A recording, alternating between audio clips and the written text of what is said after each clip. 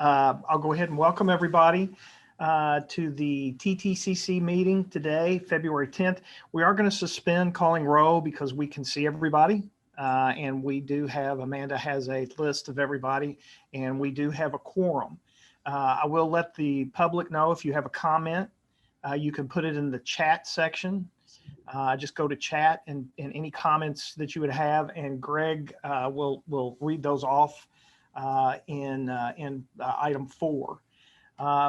At this time, I'm hoping everybody had a chance to review the minutes of the January 2021.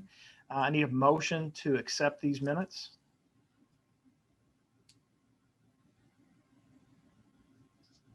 I'll make the motion, Jim. Okay, Jim makes the motion. And again, if you make a motion or a second, if you just say your name, I need a second. Matt Meunier, second. Matt, thank you. They've got a motion and a second. All in favor, just kind of raise your hand or say aye. That looks good to me. Any opposed? All right, we'll move on. The TPC report, Amanda, you're going to give us that one? Yes, sir. Give me just 1 second. I'm getting us working on our stream to YouTube. Oh, I'm sorry. Did I jump the gun on you? No, not at all. Not at all. My computer is just slow today. There we have it. Thank you. Sorry about that. So TPC report. Our policy committee, the Transportation Policy Committee, met on January 28th at 12:30 p.m. via Zoom webinar. And we had a really nice presentation to TPC by Bernadette DuPont on biking and pedestrian activities. We also, of course, had the report by Greg Burris on public comment or public engagement activities that had occurred since the November TPC meeting. We announced that Kevin Beatty and Bernie Bowling were elected by TPC as chair and vice chair for 2021. David Burton, our David Burton, kicked off the next Metropolitan Transportation Plan update, Connecting Kentuckiana 2050. He shared the plan schedule and all those details, and you'll receive a similar update on CK 2050 today. Nick Vale provided an update on the status of our dedicated funding programs, and TPC approved the cost increase in phase shift that this committee had recommended for approval earlier in the month, earlier in January. There was one difference. J-Town's Water Central Phase 1 construction phase cost increase was revised to $330,000 federal for a total of $2,518,876 federal. So that was the difference from TTCC. Nick also shared the schedule for the third amendment opportunity to the current MTP, Connecting Kentuckiana 2040, and the current TIP, which is fiscal year 20 to 25 TIP. And at that time, at the TPC meeting, we were approaching our February 1st deadline for those changes to be into our planning portal. Of course, that's passed now. We're moving into the data verification phase, and you can always view amendment schedules on our website, kiptotransportation.org. That concludes my report of January TPC. You can always watch our meetings, just like you can now, this one on KIPTA's YouTube channel. So feel free to check that out, particularly if you want to see Bernadette's report. And I'd be glad to take any questions. All right, any questions for Amanda? Okay, hearing none. Greg Burris is up next in the public comment period. Greg, are you seeing anything? No, we do not have any public comments as of this time. All right, then we will move on. Thank you, Greg. Connecting Kentuckiana 2050 Metropolitan Transportation Plan update. David Burton is up. David? Thank you, Mr. Chairman. I'm excited to be able to announce that we are going to be starting off our Connecting Kentuckiana 2050 Metropolitan Transportation Plan update. Elizabeth Fark and I are going to tag team on our presentation and just kind of go over a few things with you. We told the TPC last month that if we could have met in person, we would have had fireworks and fanfare, but that's not the case today. So what we're going to do is just kind of give you a brief overview of what we're going to be talking, what we expect to be happening as we go forward with 2050. The main thing is, and most of you have all heard this before, we have certain things that we want to make sure we address, and then other things we want to make sure we do better. And so our goal with the CK 2050 is to improve upon what we did with CK 2040. We think that was really a big step in the right direction for us. So while we are going to, of course, meet the regulations of completing the Metropolitan Transportation Plan, such as being fiscally reasonable, making sure that we contribute to improving air quality. And we have projects and programs that we think it is reasonable to expect them to be completed. And of course, we're going to continue to build upon the performance-based transportation planning activities. So many of you have heard this kind of thing before. We're just really excited to be able to start the new update and to build upon the things that we did before. One of the things that we want to get to is talking about our public involvement process. Elizabeth is going to touch base on that, but what we want to make sure that you're aware of, that our public involvement process is going to feed into the many tasks that we have ahead for us. And our goal is to try to get a draft of the CK 2050 Metropolitan Transportation Plan update to our committees in the fall of 2023. And that would give us plenty of time to make sure we meet all of the other needs that we have with our with making sure that we have the MTP complete and ready to go. So right now our first big focus is on public involvement. And I was going to ask Elizabeth to give us a little bit of an overview of what we anticipate happening going forward. Thank you. So our first public outreach input opportunity launches today. So probably 5 minutes ago on Facebook, we set up the link to our survey and our interactive map. What it consists of is an opportunity for people to tell us very specific locations on the map where they face issues going to work, school, to the grocery store, anytime they're traveling around the region.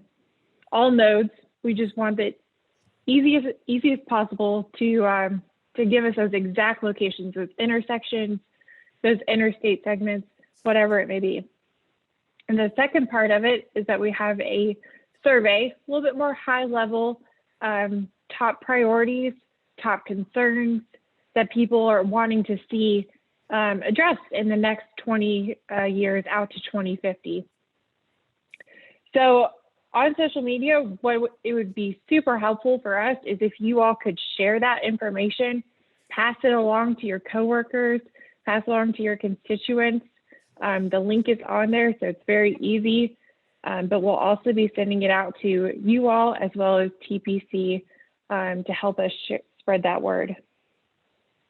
I also wanted to let you all know that we're reaching out to several community organizations in our area to have that sit-down conversation about issues that their organization would like to see tackled, as well as reaching more people through their distribution list. So this week, we are talking to Age Friendly Louisville. Louisville grows in the Middletown Chamber of Commerce. And I would just ask if there's any organization in your area that you think is important that we have that conversation with, you reach out to us, specifically if it's outside of Jefferson County. I think that's really important that we hear from everybody in the region. I'd also like to add that in your packet, there's a one-pager of some information that's available that we tried to condense the information into an easily digestible one-page report for you to look at. And we encourage you to take a look at that. We also encourage you to go to the website link that's included on that one-pager. We've set up a CK 2050 webpage that's intended to help to keep everybody abreast of what's going on. For instance, we had our TPC presentation from January is on that webpage, and we're going to put parts of this presentation on there as well. And we're going to keep a running list of the agencies and organizations we're going to be meeting with and talking with. So it would be very helpful if you would click on that link that's on that one pager And then if you have an opportunity to share that with other folks who you think might want to participate or have some information that might prove useful as we come up with some of these base conditions for CK 2050. So that would be a really helpful thing that if you wouldn't mind taking a look at that. Again, it's on that one page or the second page towards the bottom. There is a link to our website for it that we've set up just for this purpose. I think Elizabeth just put a link up there in the chat, so you can go right to it. Share that with your folks, spread the word, help us to get more people involved, and we would really appreciate that. That's about all we have, I believe, Keith. All right, thanks. Is there any questions for Elizabeth or for David? I do have a question, comment. I don't even know, maybe it's just a brainstorming. Obviously, it is a long-range plan update, and we are looking into 2050. This is a very visionary look. What we are looking into 2050, it's not going to be for most of us on this call. For some, yes. But realistically, how can we plan anything for 2050? The world is changing dramatically. Mobility, all the movement concepts, autonomous vehicles, technology, the way we work, commute patterns have changed. You name it. I could go on and on and on. So did you guys consider some other horizon here? We did look at it. Of course, we looked at a couple of horizon years. We are required to do a 20-year horizon for the MTP update. So it just made logical sense for us to go ahead and round that up to 2050. But you brought up some really good points, and that's which is the nature of long-range planning. The big question mark that everyone has when we talk about long-range planning is how accurate is your crystal ball? Well, for most of us, it's not going to be very, very accurate at all. But with this group, the TTCC and the TPC working together, we can do a better job. It may not be perfect, but it can be good. So our hope is to do a good job in trying to understand what our needs may be as we go forward. The other key thing is our transportation plan is updated every 4 years, just for that purpose, because things are going to change. The things that we expect to happen may or may not. So let's make sure that we keep updating this document and this plan every 4 years so that we can do a better job of trying to predict, look at that crystal ball, get an idea of what types of things that we need to work on. So I really do appreciate and I love your comments. And if you can figure out how to make that crystal ball have a little bit sharper focus, then that'd be great. But we're all going to keep working together trying to make sure that we can get to that point where we are comfortable with what we anticipate may be happening 20 years from now. Right. Well, thank you. Thank you for this response. We do not have a crystal ball, nor anyone can predict. So I wouldn't even attempt to make any comments for that far long. I also would like to mention, as you know, and as I talk to you guys, we are working on the TARC long-range plan. And as we go, we are reconsidering our options, and we are trying to focus our strengths on something what is more realistic, what we can predict, what we can do now to make our system better and serve community better, rather than looking and planning for something 20 years down the road that is not going to happen, and somebody else will be doing those plans, not us here, most of us again. So it's just kind of, I like more realistic approach, and I like more what we can either predict or envision trends rather. And I agree with you, David, the long-range planning process is something that is established, and we are required to look a couple of decades ahead of us.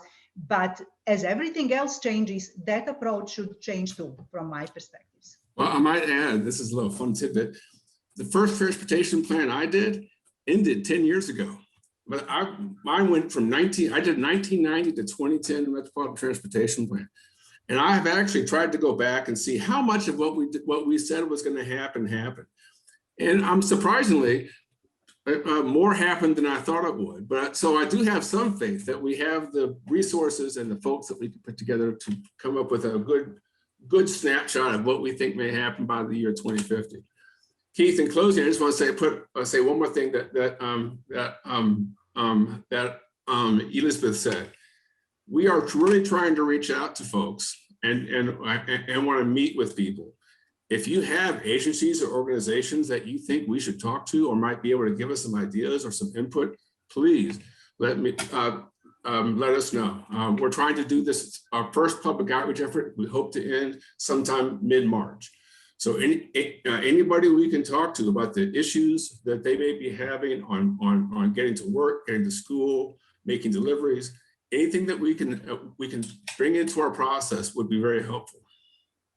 Yeah, I appreciate that, David. And I'll just say from the Bullitt County, and I see Mayor Armstrong's here, and I know Anita from the chamber, Felicia's on here. We have really in the last couple of years tried to put an emphasis on the long range planning. I don't think I'm speaking out of turn. In Bullitt County, we've done a lot of in our planning and zoning. We've done a lot of zoning, but it moves so fast. The planning hasn't caught up, and we're trying to be a little more proactive in that. Sure. But I understand the comment. That it's one of those things that it has to be fluid, and you have to look at it constantly, and Right. that's kind of where we are. So I'll reach out, the folks that are on here, just take it that I'm reaching out to you all to see who else we need to bring in with the growth we have in Bullitt County. I think it's essential. I mean, we just have to, we have to be a big part of this. So I believe we're meeting with the Bullitt County Chamber of Commerce March 11th. Is that right, Elizabeth? Yeah, March 11th. So and I know Anita's on here right now. So yeah, we're very excited to do that. That's great. Any other questions or comments? All right. Thanks, David and Elizabeth. Thank you all. Next up is going to be Andy with the KIPTA Performance Management Plan. Andy. Thank you, Keith. I'm going to try to share my screen here.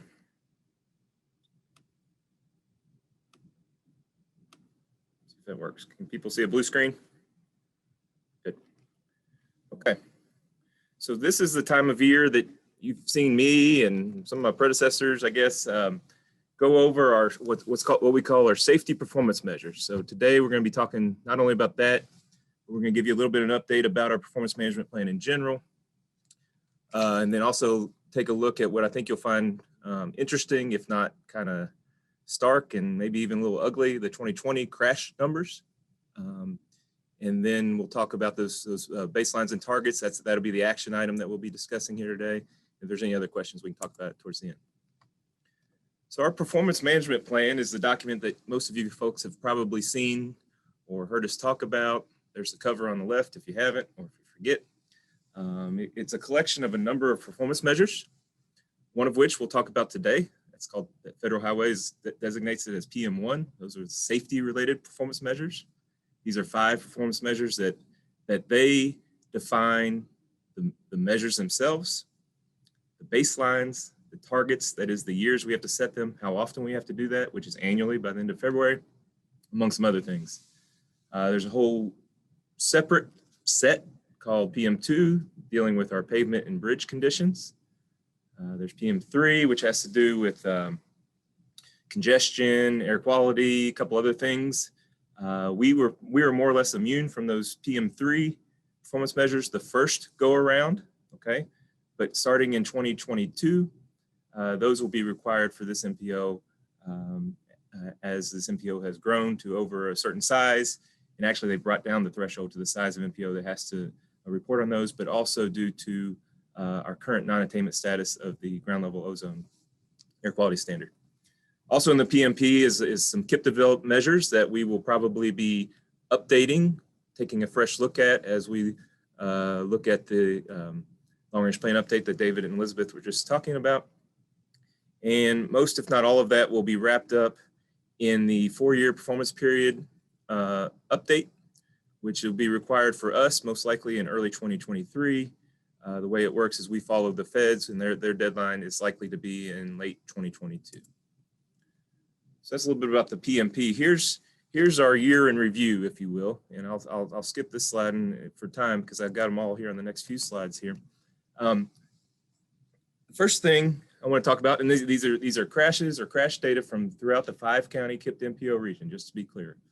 Okay, so these are not the targets, these are not the baselines.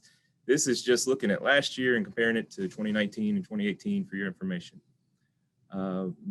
Probably the most glaring number on there is that first row, number of fatalities. That's one of the 5 measures that are required. As you can see, 2020 was a pretty awful year. There was 171 fatalities in the 5-county region. It's an increase of 43 over 2019. And 2019 wasn't necessarily a low year either. So it's a huge increase on a fairly high number, I would say. Maybe even more stark, depressing, whatever you want to say, is that fatality rate number, the second number there. That's where we bring in VMT, vehicle miles traveled. So 2020, we did not drive near as often as we did in prior years.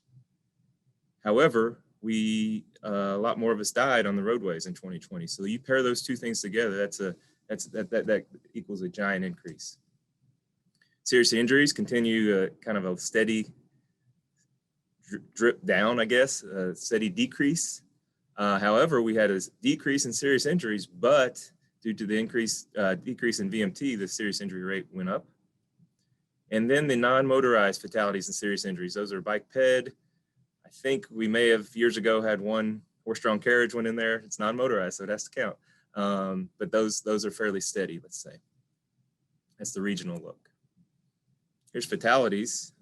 So you can see that we've got 171, 129 of which were in Jefferson County. But having said that, that looks like a big increase, but the increases were across the board in all 5 counties.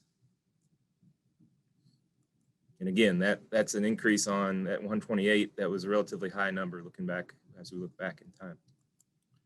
Serious injuries, kind of a mixed bag, but again, these decreased overall as we decreased our travel substantially this year, unprecedentedly decrease in decline in travel. Those bike ped or non-motorized fatalities and serious injuries,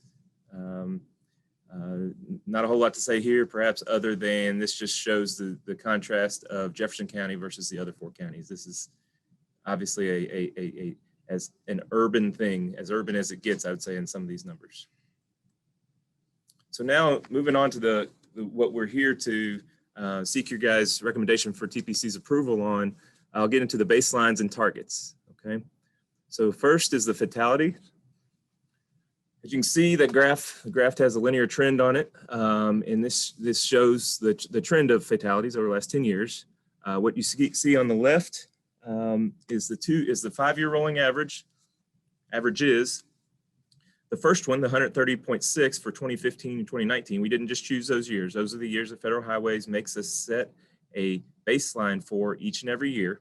Each year we move 1 year forward, okay? And then at the bottom there, the 148.4, that's the target, okay? So many of you guys remember, when we're setting targets, it's hard for us to be aspirational. It's hard for us to be bold in our targets, and here's why. It's because those 5 years are prescribed to us. So we're talking 4 years of past data that's in the books, and we pair that with 1 year of future data this year to come up with a target for those 5 years. So this is not the place to be aspirational, unfortunately. I wish it was. I hope they change that, quite frankly, the feds that is, but that's what we have to do. The assumption that we built into these, by the way, is what this body recommended last year. That is to keep the current year, 2021 in this case, equal to what we saw last year. We had a different method in the past where we used the trend line. Our current practice is to keep 2021 crashes. Assume 2021 will occur just like 2020 did. Here's the fatality. Oh, one more thing on that one. For the math nerds in the room, you can see on the top right, there's the slope of that top line that represents the all MPO crashes is up to 6.33. That graph made last year using the 10 years prior, the slope was only 3 point something. So last year's terrible year in terms of fatalities says that our trend is increasing by, instead of 3 point something fatalities per year, it's up to 6. So that's a big jump, right? Fatality rate, that's increasing even faster, right? So it's increasing faster because of the reduced VMT last year. Just to be clear, we had to make we have to make assumptions on the VMT for the last 2 years of our target, that is 2020 and 2021 in this case. So what we utilized is something you've heard me talk about before, is our streetlight information. So we looked at the streetlight, what streetlight tells us, and we made the assumption based on that last year, because we don't have the firm data yet, we'll get it in the summer, so we don't have it yet to work with, that VMT was down by 15% from 2019 to 2020. Vehicle miles traveled were down 15% year over year. We had to make an assumption for 2021, and the assumption we made, and I'm sure we're going to be wrong. How wrong will we be? But we assumed that in 2021, VMT will claw half of that back. Half what it lost in 2020, what we're assuming, it'll claw half of that back. We'll see. Hopefully it goes back up to the extent that that means we get out and about and we can do so safely. You can see here we've got the target. We've got the target is rapidly increasing, and that has to do with the VMT and the fatality increases. VMT decrease, fatality increase. Serious injuries. This is going in the direction we like to see. It's coming down. As you probably remember me saying last year before, these are a bit subjective, particularly in Indiana. So I hope this is an honest trend that recognizes enforcement, safety improvements in vehicles, et cetera. But nonetheless, it still comes down to the police officer categorizing an injury in the proper way, an accurate way. Serious injury rate, despite decreases in VMT, which has a positive increase on the rate, is still showing a decline. And then last but not least, our non-motorized. Compared to the others, this is quite steady. In Indiana, we see a bit of a slow and steady decrease, which we'd like to see. Kentucky, unfortunately, it's kind of going the other direction over the last decade. And then overall, it's still a positive slope there, thus the increasing target. Here it is in a nutshell, all of our targets, and you can see in the red, that's when we came to you 2 years ago to set these targets, to set the baseline, to set the target, and then what was actually seen once the crash data was in the books for those years. Same in the purple for this time last year. And then in the turquoise, you'll see the baselines. Those are the series of baselines that I just mentioned in the last few slides. And then those targets, those are the same, the 2017 to 2021 targets that I mentioned in the last few slides. That's all I have. Most of you guys know how to reach us here at KIPTA, but if there's any questions, we can take them, or I'll leave this slide up here in case there's any questions or about the methods or about the data itself. I'd be happy to answer them. But we are requesting action to take this to TPC here in a couple weeks for their approval. That is the baselines and targets most specifically. Andy, this is Dirk. Hey, Dirk. Well, I mean, we're looking at 2020 as being a real anomaly just because of all the conditions. It does show me one thing, though, is that if we've got roadways with excess capacity, speeds go up and our fatalities go up. So I think we've got to be very careful with our plans to expand our roadway system and make sure that we're not creating safety concerns while we do it. I would suggest that if we would simply take the numbers from 2020, I don't see 2021 probably changing much as far as fatalities, serious injuries, and just use 2020 for 2020 and 2021, set the values the same, and then average it for the 3 years prior to that to come up with an average. Doing a projection of the big jump we had in 2020 isn't really quite correct because of the anomaly of how many fatalities we had. So if we, do you follow what I'm saying? If we just take that 2020 numbers, add those exact same numbers for 2021, and then average that for the That- 3 years prior to get to a 5-year target. That's what we did. We assumed that 2021 would be like 2020. Okay, With the exception of the VMT. We assumed there'd be a clawback in the VMT, that the VMT would gain half of what it lost, what we were assuming it lost. okay. I wasn't quite sure I understood that, and that sounds reasonable to me. Thank you.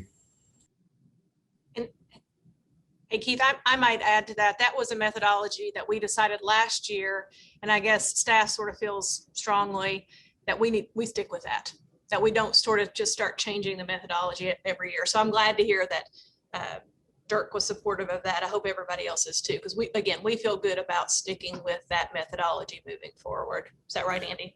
Yeah, that's right. And one thing that I maybe didn't say in the presentation is when we see those when those trend lines are going up, let's say, which it is for fatality rates, the year that and these are 5-year rolling averages, right? So the year that we're rolling off, in this case, we're rolling off 2014 off our baseline and 2016 off the target we would have created last year.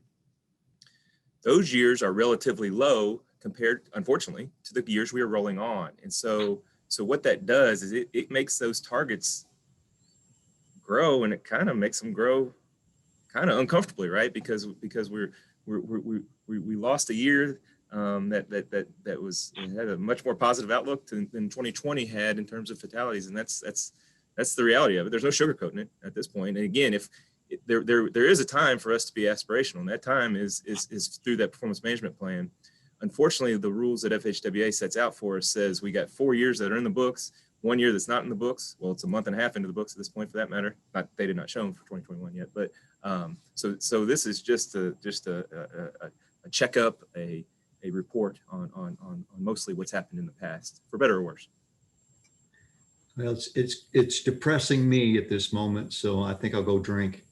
Yeah, it's I wish, well, hopefully there'll be better news this time next year, especially. And there will be, in essence, if 2021 doesn't meet the terribly low bar that 2020 has set. You know, that's very possible. But then again, we'll be rolling off 2017 this time next year. So here's what it is. I was only kidding about the drink. Okay. Hey, this is Amanda Deathridge. I have a question about kind of the federal perspective. I know that you're following the methodology that's been prescribed by FHWA, and we've all said it, and we got to say it again. It's kind of ridiculous, the target that they require you all to set being 4 out of 5 years. The 4 years are already done. And so it's a ridiculous methodology that they require you to do. Has there been any talk from the federal level at changing that methodology after this first reporting period is over? Not that I've heard of. I really do hope so, and because it at least give us some more, if not flexibility to be aspirational, flexibility to say, here's why it matters, and here's what we're going to do about it. What do you do about this, right? You can't say, hey, let's change all of our funding programming for this year to make sure it goes down this year. That's a little too short-sighted, unfortunately. So no, not that I'm aware of. I would expect and I would hope that the rollout of the next performance period would be cleaner, as you might remember, than the last one was. So.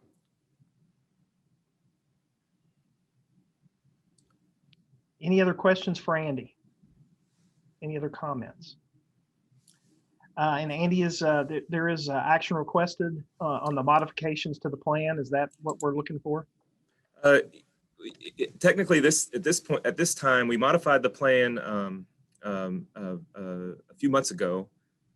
This one is to request TPC approval of the adoption of these baselines and targets. We've got a February 27th deadline to submit these technically to the states, but ultimately to federal highways.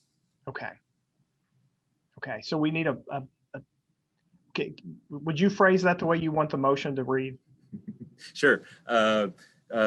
Recommend to TPC that TPC approve the 2015 to 2019 baselines and 2017 to 2021 targets regarding the FHWA PM1 performance measures. Okay. I make a motion that we do all that. I won't make you repeat it, Dirk. We have a motion. Is there a second? I'll second that motion. Jim Silliman. Okay, thanks, Jim. We have a motion and a second. All in favor, say aye or raise your hand so we can see on the screen.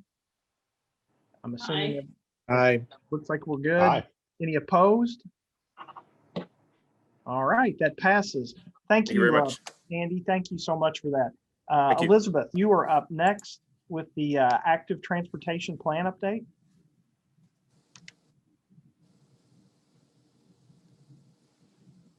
Hello, everyone, again.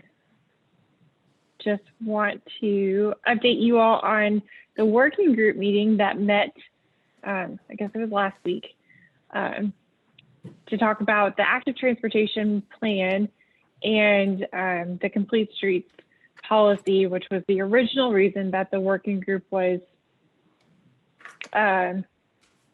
put together. Jim Urban is gracious enough to continue chairing this working group, given that he started on it. So Jim, I wanted to give you the opportunity first if you had anything to update or if you want to chime in after I go. I'll just let you go ahead and make a report. Okay. Okay, so I boiled it down to 3 main points that the working group discussed. Since we are doing the active transportation plan first, it's underway. We've already done public involvement for it. The working group does want to be involved in that. It does want to give input on the data indicators that we're going to be looking at, the priorities that are coming out, and the recommendations. So that was good to hear that collaborative effort still wants to go forward. We also staff presented preliminary survey results. We will finalize those as we kind of close out that survey and present the full set of answers to you all and the working group. But it was good to kind of see that direction, what the public was saying about what kind of facilities they wanted to see and where they wanted to see them. And then we also had a discussion of the concerns and the wants for that complete streets policy. And I know we are anticipating that discussion to start up as soon as the active transportation plan wraps up, so that we have that visionary idea of what we need to plan for. And then the complete streets policy can tag along with that, help enforce what the plan says. So we did hear that we do need that flexibility in the policy, that we have to consider the context in our region from urban and rural and suburban aspects. That's not going to be a one size fits all. So those conversations will continue as we hammer out the policy going forward. So I followed up with the working group. I see 3 more meetings in regard to the active transportation plan, I should clarify. So the first, staff is going to share with them the indicators and resulting hotspots from that data analysis, the areas of highest need, also taking into consideration the public input that we've seen. The second one, to present the recommended priority corridors, considering the hotspots, our gap analysis, our current inventory of facilities, and land use clusters. And anything else that the working group feels that is missing, we will of course add it back in there and make sure that we all feel comfortable with that analysis. And the third is to look at that draft active transportation plan document, make sure it is the vision that we want going forward. And then at the very bottom, you'll see complete streets policy discussion is going to bounce right off of that. And so we can really hone in on what we want to track, what we want to require, be built with projects in our region for complete streets. Does anybody have any questions?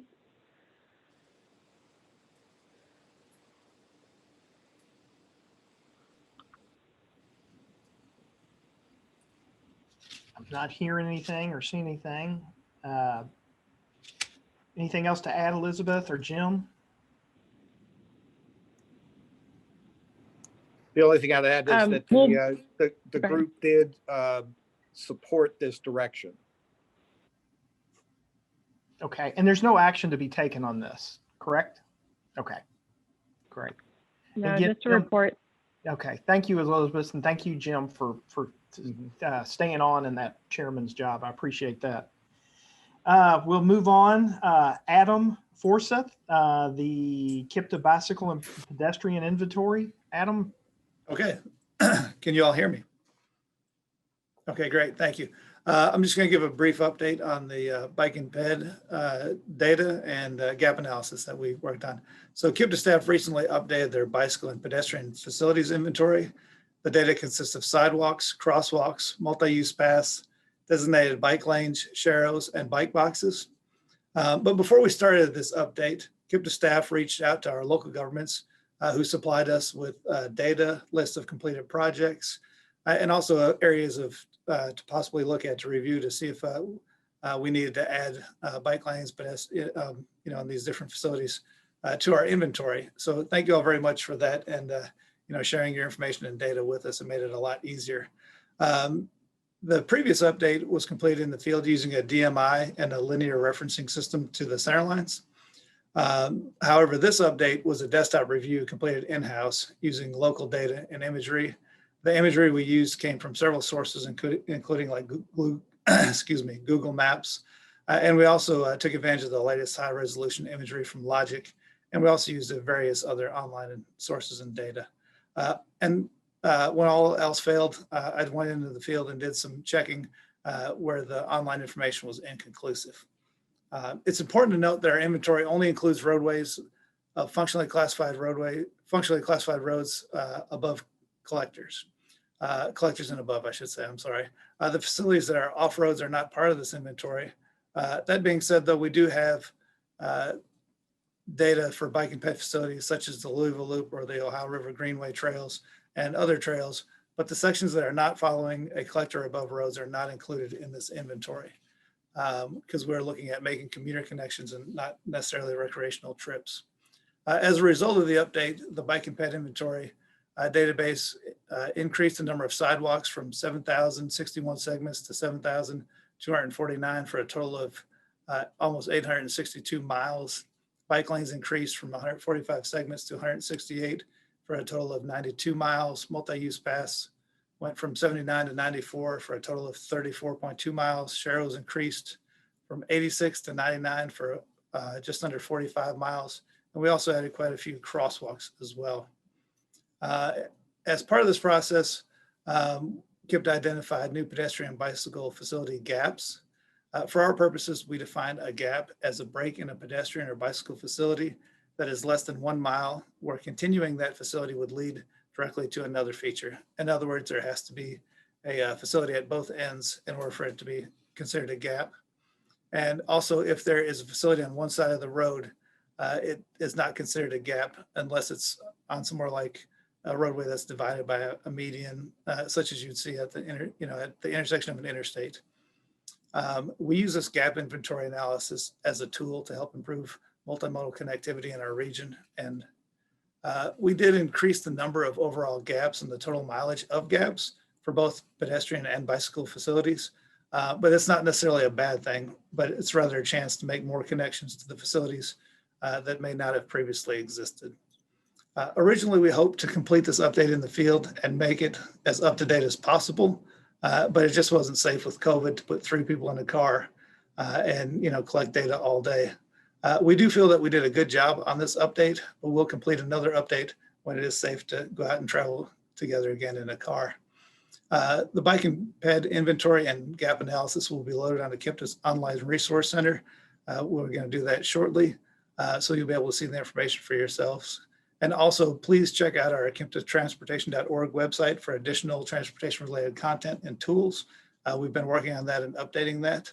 And as always, any data that you find or that we have, we'd be happy to share with you if you want us to send that to you. And keep in mind that this is a dynamic set of data. So please feel free to let us know if you see anything that is missing or if you have any additional facilities that you're in the process of working on or will be working on shortly, so we can keep it up to date as possible.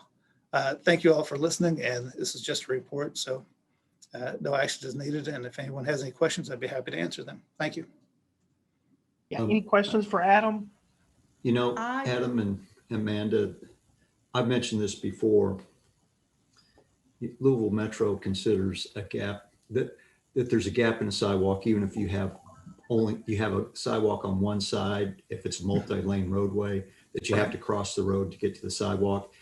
As an example, we got a project on Newburgh Road, and there's a bus stop there. There's residential, housing units there on the south side, and there's no sidewalk there. It doesn't show up as a gap in the KIPTA system. There's a sidewalk on the north side that goes along the school there. So, I mean, going across a 5-lane roadway to get to a sidewalk at an uncontrolled location is not a safe condition. And I'd really ask that KIPTA change that evaluation factor to consider that if it's a multi-lane roadway, you need sidewalks both sides. That's how we did our sensitivity analysis of where we would prioritize our efforts. And I'd really like KIPTA to change the way that they're defining a gap, particularly with the way the rating systems go. Pedestrian gap gets you to trigger all kinds of environmental impacts, and it just snowballs into a winning project. And you can't say there's no gap on Newburgh Road, and you can't say that on a lot of our roadways. While you're talking, Dirk, I can think of other good examples of that. I think it's an excellent point. I'm not just saying that because you're holding up that adorable puppy. I'd agree to anything right now, but no, I think it's a really, really good point. I cannot promise that we can do it immediately for the active transportation plan, but I know I'm trying to find Elizabeth Fark on here. We'll look under that rock right away and come up with some kind of a plan of how best to address that, because I think it's a great point. Yeah, thank you. I think that's terribly important. Yeah, Elizabeth, anything you want to add to that? Or and Dirk, I would just say we kept the gap analysis the same for right now because we wanted that continuity with how we did it last time, but definitely up for discussion with the active transportation plan. I've made that note so we can address it maybe at our next working group meeting. Yeah, and maybe they're called something else because they're not always the quick hitters, but we'll find a way. Adam, did I interrupt you? Did you have something to add? Oh, no. I mean, yeah, anything we can do to improve transportation, obviously we're up for. And some of those things like you were talking about, we do they are discussed. And it's also one of the reasons why we kept the divided roadways, because that is, like you said, it would be more dangerous to cross that roadway. So yes, we completely understand where you're coming from. I do have a question, Adam. Could you please say, was there any match of this data and any maybe cross section between transit routes and sidewalks availability? So for example, if there is a certain mileage of sidewalks, how many is along bus routes, or in any data match between accessibility to transit and available sidewalk network? This was strictly a inventory of where they are, but certainly if that's the direction we want to go, we can definitely look to see how they are connecting to transit routes. So yeah, I think that is a great point and a good idea. Maybe create an overlay between transit routes and the sidewalk data you collected, and that overlay would provide really good information how to connect basically pedestrians to transit. Actually, that overlay already exists. It's on our online resource center. We have our transit routes, and we will soon have an updated bicycle inventory, including gaps, where anyone can go and do that now, and do a comparison or overlay between transit routes and bicycle gaps. Well, I was looking specifically more for pedestrian, but I'll definitely go online and see what's available and how we can use that. And Go ahead. We will take that into consideration in that, you think of that first block that Elizabeth showed, those areas of highest need, that will be a a priority consideration there. Thank you. Great comments. Okay. Anything else for Adam? All right, hearing none, we'll move on. The KYTC shift process, Andy, and there is action that's going to be requested on this. So Andy, you're up. All right. Should have another presentation up there. Should be sharing my screen. Hope you guys can see it. I'll be brief on this one. This is the kickoff, I guess, if you will, for our part of the KYTC shift. That's the Strategic Highway Investment Formula for Tomorrow. I think I have that right. 2 Fs, not 1, certainly not 0, but shift 2022. This is the process that they use every 2 years to prioritize their projects with the ultimate goal of creating their what they call the recommended highway plan that will be at the tail end of this calendar year for the General Assembly that will meet early 2022. So this is the same process they've done last few bienniums. So here's 2022 for us. So today I'll talk a little bit about the key dates, okay, and what the KIPTA's role will be in this process. For the most part, it has not changed, just to be clear. The KIPTA MPO's role is it's focused on 2 things, I would say. The first is sponsorship of projects, and the second is what they call boosting of projects. Sponsorship says basically, hey, we want this project to be considered, to be scored through that data-driven process. And then boosting kind of says, hey, after we've got the results of the data-driven process that results in numerical scores, the Transportation Cabinet has given the ability to their highway districts, as well as the MPOs and the area development districts around the state to boost projects, to give bonus points in essence, based on local preference. So again, 2-pronged thing, sponsorship and boosting. Here's the schedule. This is not our schedule, this is their schedule. So with one exception, the first one being TPC action on project sponsorship. We're planning to take that to TPC in late April, at the April meeting of that body. Therefore, we'll come to you guys the week prior on April 14th. We're doing it in April because those need to be finalized as part of KYTC's process in mid-May there. May and June, over the summer, they would verify projects. Projects would get scored into June and July.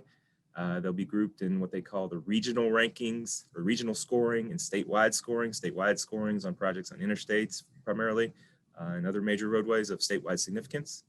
Regional compares projects in this region or projects in this region are scored and then compete, if you will, against projects from KYTC's District 6 and 7 in the Cincinnati and Lexington areas respectively. Late summer, by Labor Day, let's say, around Labor Day, we'll have the opportunity to boost the projects. And then it all culminates with that highway plan. Sponsorship is the process of us or the highway district or the area development district saying, here's the projects we want to go through the ringer that is the scoring system, okay? That's all it is. It's not saying, it's not one of your all's agencies saying, hey, we want this project in there and we have funding for it. It's not that. It's not like the tip in that way, I would say. And we've been allocated or allotted sponsorships. Those are allotted to the highway district offices, to the area development districts, and to the MPOs. So we as the KIPTA MPO has been allotted 49 sponsorships. 49 projects can be sponsored in this early phase. For our region, that's in addition to the 67 that KYTC District 5 is allotted. They've got an 8-county region. The MPO region in their district is only 3 of those 8 counties. So we can expect some amount of those to be allotted to the MPO region, perhaps roughly half, let's say, perhaps. And then 20 more, by the way, have been allotted to the rural KIPTA counties: Henry, Spencer, Shelby, and Trimble. It is important to note that not all projects should be considered to be sponsored. It's very important to note that. But those include what KYTC has deemed committed projects. This has changed a little bit from the last iteration of it, but committed they've created a list, and that list is a list of 3 in our region, 2 in Bullitt County and 1 in Oldham County, as a matter of fact. So those 3 projects will not be sponsored, should not be sponsored. They're kind of already in the mix. It doesn't include most maintenance projects, so it's not, we won't find repavings in there. And then, and important to this group, it doesn't include the dedicated funded projects. That includes the SL, or what used to be called the SLO program, the STBG MPO program, things like the Transportation Alternatives Program, or CMAC. Those are the first 2, anyways, are the ones that are controlled by the KIPTA TPC. So those projects should be kept separate. And so they're not a part of SHIFT, and that's not a change there. So here is, in essence, kind of what we'd like to get action on, and that is our approach. We'd like TPC to approve our approach, and hopefully you guys to help us devise that approach and even recommend that approach to the TPC. That involves following past precedent. Again, their process has not changed. Therefore, by and large, it has not. Our process is not likely to change. There's a little bit of change to the formulas for the scoring. They're going to announce those, I believe, in the next week or so. So there might be some small tweaks in that regard, but by and large, it's pretty similar to last go around. One of the things that we did last time, and part of that past precedent, is to limit any sponsorships or boosts that come out of a TPC recommendation, KIPTA MPO recommendation. We want to limit those projects to those projects that are in Connecting Kentuckiana 2040, the existing version of our Metropolitan Transportation Plan. You know, that as David was mentioning earlier, that document's designed to look 20 years out into the future, 19 years at this point, I suppose. All we're trying to do, or all the cabinet's trying to do, is fill up their highway plan with the best projects, and that's only looking out 6 years. So we're looking out 20; they're only looking out 6. So that's a pretty big universe of projects. Those that in the CK 2040 for us to choose from. It's important to note that we plan to sponsor the projects after KYTC. Okay, so District 5 gets their 67 sponsorships, I think it was. They'll go first, and then we'll follow up and see which projects they don't sponsor, and that will be the menu of projects that we will choose to sponsor from.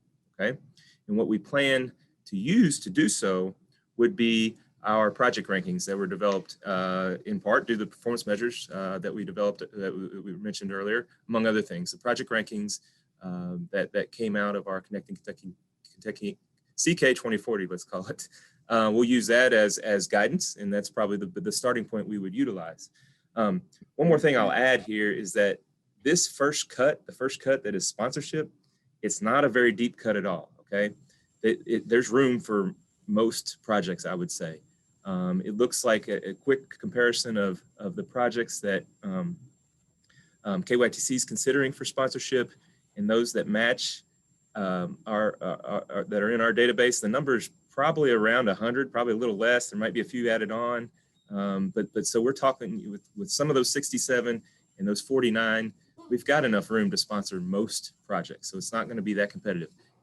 On the contrary, this summer, when it's time to boost projects, that's when it's going to be a bit more competitive. And so we may, there'll be more TTCC involvement, I would say, at that time. At this time, for the sponsorship, we plan to bring to this body a list of projects that we recommend are sponsored to the April meeting for you guys to review and to alter as you guys see fit, I suppose. But that's all I have at this time. So I'd be happy to answer any questions. Don't know that I saw too many folks from. I saw a couple KYTC staff. So if I've said anything incorrectly, please do correct me. But any questions? I'd be happy to take them. This is Amanda Dethridge. Can you explain to me again the difference between sponsorship and boost? I feel like I understand boost because that means the MPO gets to assign an extra score to that in the shift process. But sponsorship, is that putting projects in the shift database for consideration? Yes, yeah, you've got it. Yeah, sponsorship says, here's the projects we want to put through the ringer. These are our top priorities. It's a big group of projects, okay? You know, on that one slide I had, I think, you know, statewide, there might be 1,000 projects. Looks like there's room to sponsor 1,000 projects. Cast a big wide net, not every single project, but a whole lot of them. Those are the ones that will go through the 2 ringers, the statewide ringer, which have a slightly different scoring system than the regional ringer. Okay. And then as an output of that, there will be a score, there'll be a numerical score. And assuming there are no major changes to the scoring or the boosting, what would happen is that score, let's say that score is a 50. The highway district has their opportunity to boost some number of projects. So will the MPOs and ads, okay? And so last time the way it worked is that the highway district could add 15 additional points, and then the MPO or ad could add 15 additional points, up to a total of 30. You can't spread them out. You can't say 5, 5, 5, 5, 5. It's 15 additional points, and those 15 additional points are based on the priorities of, in our case, the priorities of the KIPTA TPC, I would say. Does that make sense? It makes sense. A second question going along with that is, there are a few metro projects that are in KIPTA's MTP that have been ranked either high or medium that were not part of the shift process last time. Is it, will you all be adding those into the shift database for consideration, or is that something that Metro needs to help you guys do? I would say that if that project is not STBG or whatever, formerly SLO funded, it's not TAP funded, it's not CMAQ funded, there's no reason to believe that it's not eligible. Okay, it's not like a local project or a project on a local road, non-state owned road is ineligible. So I would encourage you all to provide that feedback at a minimum. If those projects aren't on there at what we present in April, provide that feedback at that time. They are eligible projects to be considered. Again, if they meet one of those other criteria, it either doesn't make sense to add them, and to be quite frank, that's probably the case on some of the projects that we have in our MTP. The KYTC process, for better or worse, and they've said they want to change it for next time, it doesn't assign a whole lot of value to a transit project, to a bike ped project, et cetera. It just doesn't at this time. There's room for improvement there, I'd say that. But please do recommend those as ones that you guys prioritize over some of the others. Again, there's going to be plenty of room. It sure does seem like we're not going to run out of room of projects that this body wants to see funded in the next 6 years. Because again, that's what we're doing. We're not saying what projects are good for the next long range plan. We're saying what projects do we want to see funded in the next highway plan, which is a much narrower focus. Hey, Andy, can I add 2 things? Yes, ma'am. One, echo the everybody. If there's a project anybody is worried about, they believe is going to be on that list, they want to make sure that they're able to sponsor it, email Andy. And 2, on the question about boosting, which is a good one. Thank you, Amanda. I just want to clarify that the MPO later this summer will be able to boost a quarter of projects, a sliver of projects, I think it's about a quarter, in our area, including things we didn't sponsor. So the cabinet will have their sponsorships, and we'll be able to, those will all go into a bucket, and we apply of all those, we're able to add 15 points to anything in our area. So just wanted to add that point of clarification. And when we're doing the follow-up on this presentation, perhaps in August, let's say, when it's time to boost, where we're looking at the results of boosting or developing our boosts, it does help to coordinate those efforts. There's no doubt about it. Instead of adding just our 15, to the extent that these are competitive across the state or across the region, it's better if a project gets added 30, that is the 15 from the transportation cabinet, 15 from the KIPTA MPO in our case. So there's some, I don't know, strategy, if you will, because there's a high likelihood that the Cincinnati and Lexington regions would probably do the same thing for the same reasons.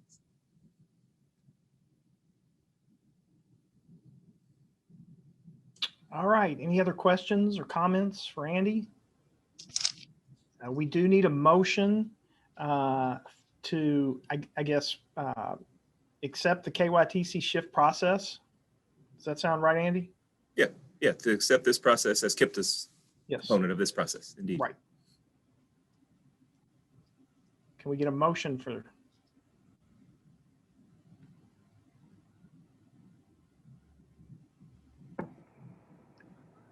Keith, is that a recommendation to TPC or? Yes, Yeah. yes, it would be a recommendation to TPC and then go on to KIPTO. Is that correct, Andy? Yes, sir. So I'll make that motion, Jim Urban. Okay, thanks, Jim. Is there a second? Second, Dirk. Thank you, Dirk. We have a motion and a second. All in favor, say aye or raise your hand. Aye. Aye. We're Aye. good. Any opposed? All right, that motion passes. Thank you, Andy. Appreciate it. Thank you. Next up, we have Nick with the MPO dedicated funding. Nick? Yes. Thank you, Chairman. This will be, I think, rather quick. This is kind of a one-off situation that occurs sometimes in Indiana with our dedicated funding programs. We were made aware by Clarksville that they don't need about, it's $3,811, very small amount. But as you know, in Indiana, it's use it or lose it. And so we've reached out to all the Indiana project sponsors to let them know that it was available. We only heard from one sponsor, that was New Albany, that they could use this to help cover, because they've overmatched at this point for the Mount Tabor Road Phase 2 reconstruction project. So their request is to use these funds for the PE phase of KIPT ID 309 Mount Tabor Road. Yeah, pretty cut and dry. If anybody has any questions, I think most of the details are in the memo, but I can address anything prior to asking for action. Any questions for Nick on this? Hearing none, is there a motion to, I guess, Recommend. funding change to the Southern Indiana MPO? Is that correct? Yeah, to recommend that TPC approve the cost increase requested by New Albany. Okay. I make that motion. Thank you, Don. Is there a second?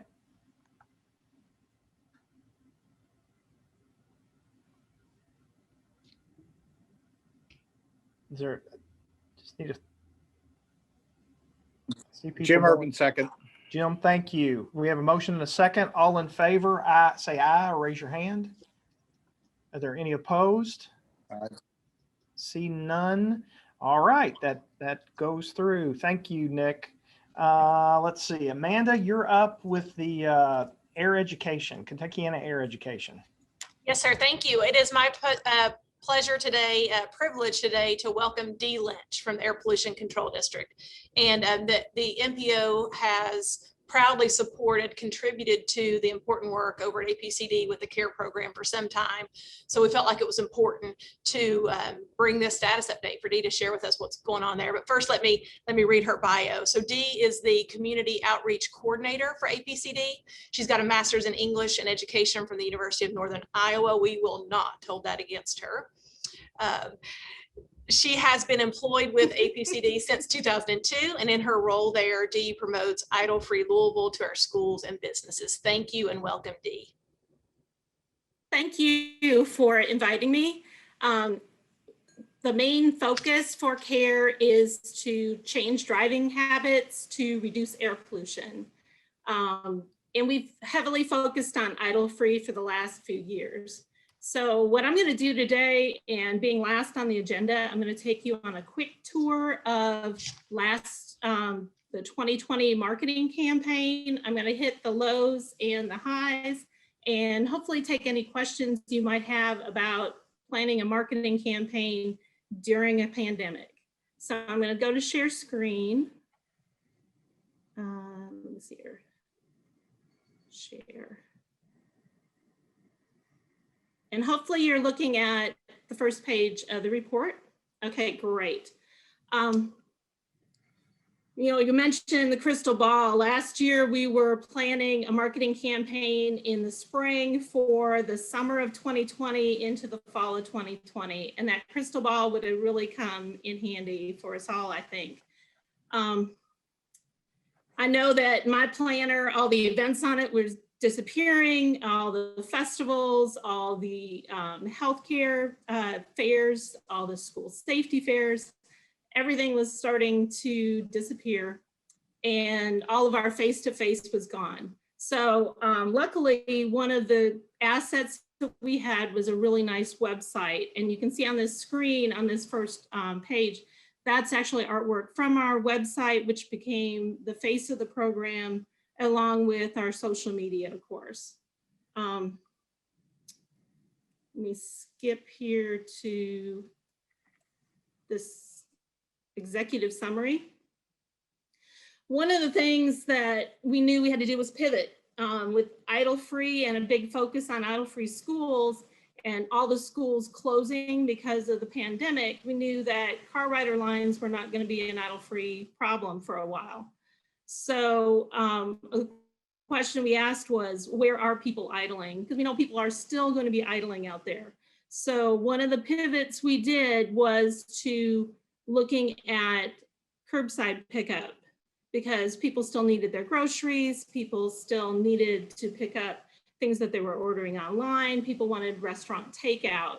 So our messaging went to curbside pickup doesn't have to be so costly. Stop idling, start saving money. And the saving money spoke to another concern that people had, in rightly so, in the beginning of the pandemic, which was, the economic insecurity. Everybody, was worried about losing their jobs, as well as, losing, income for the foreseeable future. So we hit both concerned, and we're hopefully trying to message what people were actually doing. Okay, sorry, went a little too far. So here was our objective, to hit idle-free where it was happening.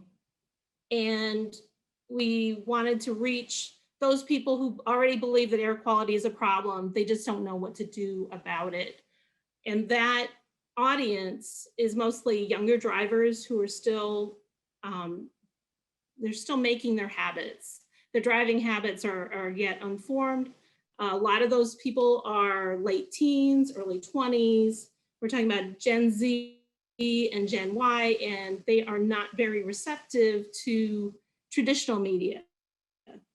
Newspapers, for instance, they get their information differently. So we focused on reaching them where they were.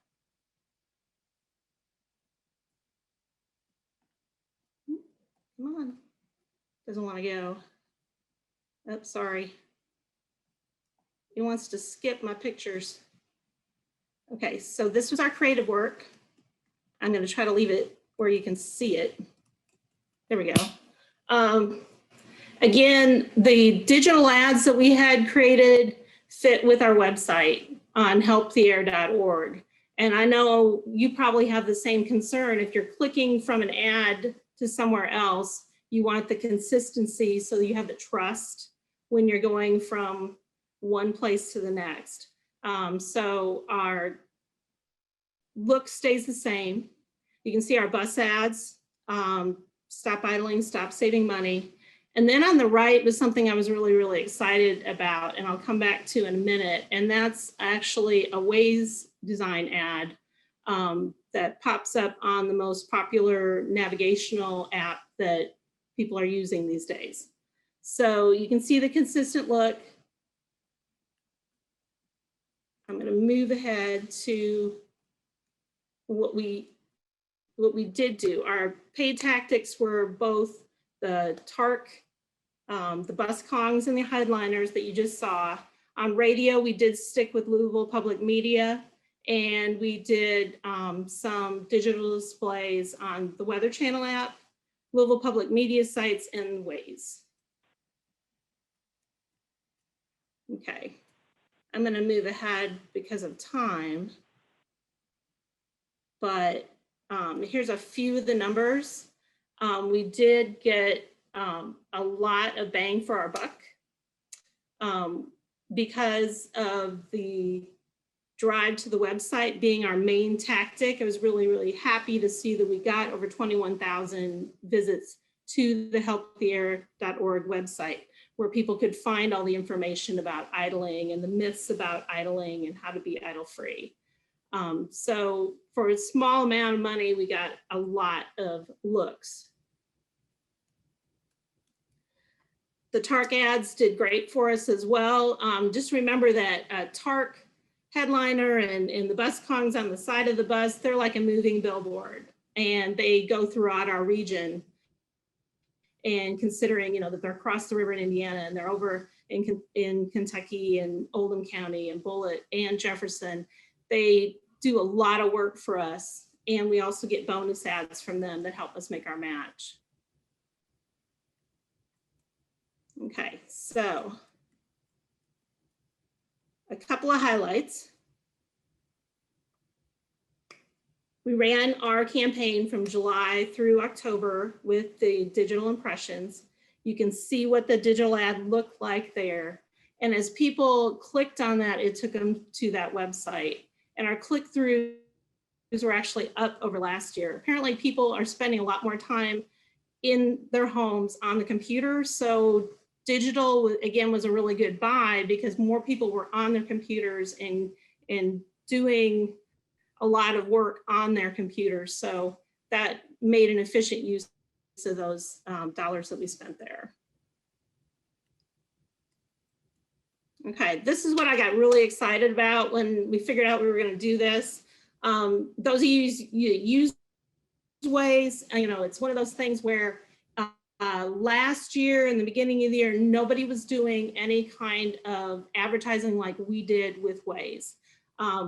If you are using it to navigate to work, to get around traffic slow ups, today would have been a great day to use Waze if you're trying to get through downtown. So here's, this app, it senses when people slow down, it knows when you're running into traffic, and it knows when you've come to a complete stop. So what better place to put a message about idling than when people are actually idling? This was the equivalent of putting the candy right at the cash register. And so most of the ads had been on the Waze app had been say, you're close to a Thornton's, pull in and get gas here, or Hardee's has a great deal on breakfast, here's a 2 for $3 sandwich deal. Instead of that, we did a PSA, and that PSA was the count to 10, car off then, and below that message was a save for later, which I was concerned about. You don't want people interacting too much with their phone when they're supposed to be driving, even if they're sitting. So the save for later gave people a chance to click on it and not spend much time on the site when they were actually driving. So what we did, we actually had a really great save rate. We had people that actually did that action we wanted them to do. It gave them a small insight into what idling was all about and how to reduce it. And it also had a link to our website. So that was, a big boost for me. And we've talked a lot to our colleagues across the country. Talked to somebody, say from Iowa, who has, some problem with truckers that are idling. This is a way that you can set a geofence. So you're not sending ads out to other counties, other states, but these ads are directed directly to people within your region and when they're actually stopped. So my colleagues across the country are pretty excited about this, almost as excited as I am. So another great partnership with using an app was a Weather Channel app, and it makes a whole lot of sense. When you understand air quality, you know that air quality and weather are linked. But as the public, you're thinking about your planning for the day, and you're saying, okay, well, do I want to take the kids outside? Do we want to go on a hike over in Burnhead Forest? What do we want to do today? Because we need to get the kids out of the house because of the pandemic. So here was a great link to include our ad, as you can see, so that people were linking their behavior to whether, weather and whether they wanted to go out. Here's a place where in your planning, you're actually thinking about, oh, I need to be idle free while I'm out as well. So there's, that actually brought in as much as the Waze app did. Okay, I'm going to jump to some key takeaways. Okay, as we're planning for 2021, and we're in that stage right now of figuring out what to do. as we continue. A lot of the focus has been on using digital, and I think that's a smart thing to do.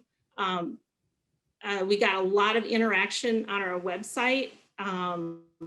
More people were spending well over a minute on average looking through the different parts of our website.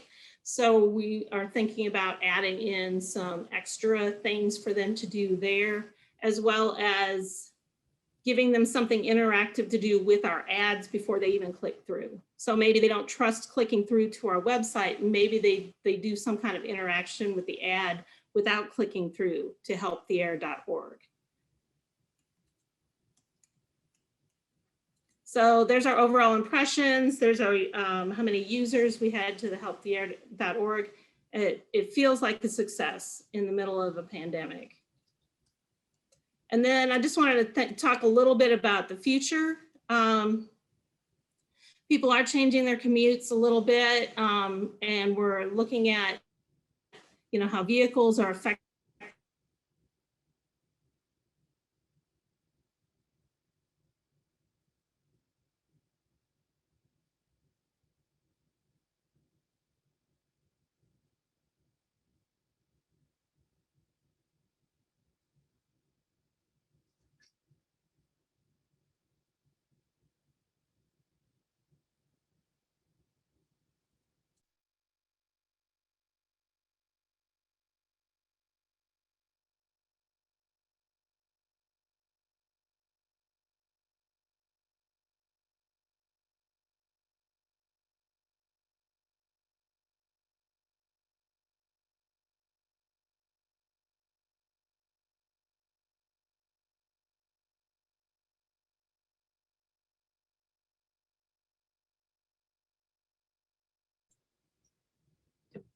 Looks like we lost her, Keith.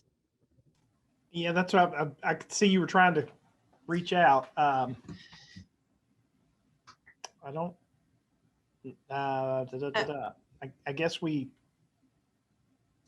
does it look like she's trying to get back on here? I don't know. We can, let's see. Yeah, there she comes. There we go. You're on mute, Dee. Sorry, I was finishing. I guess it finished for me. I'm out in downtown Fisherville, and sometimes the internet's a little wonky. But I pretty much said everything I thought I was going to say anyway. So if you have any questions, I'd be really glad to answer them.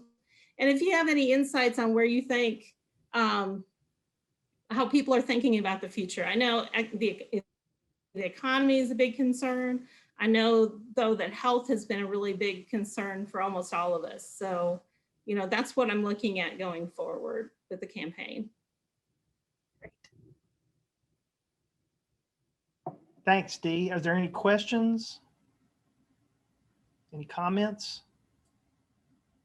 I'd like to say I think that Waze app is awesome and a great way to reach your intended audience.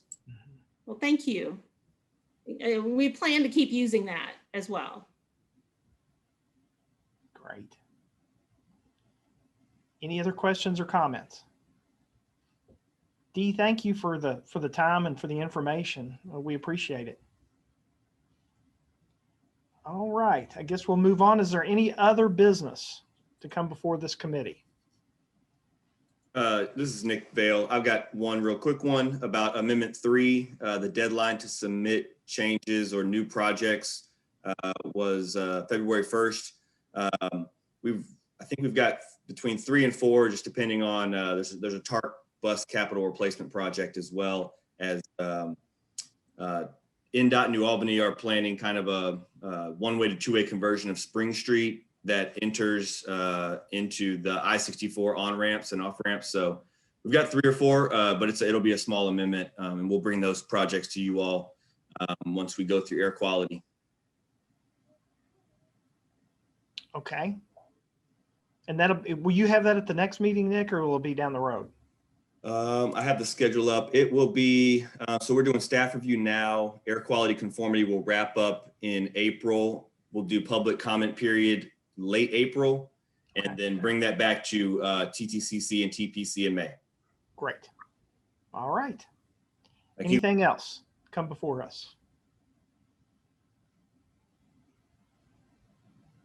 All right, hearing none, I guess we'll take a motion to adjourn. Motion to adjourn, Hockenberry. Thank you, Mayor. Is there a second?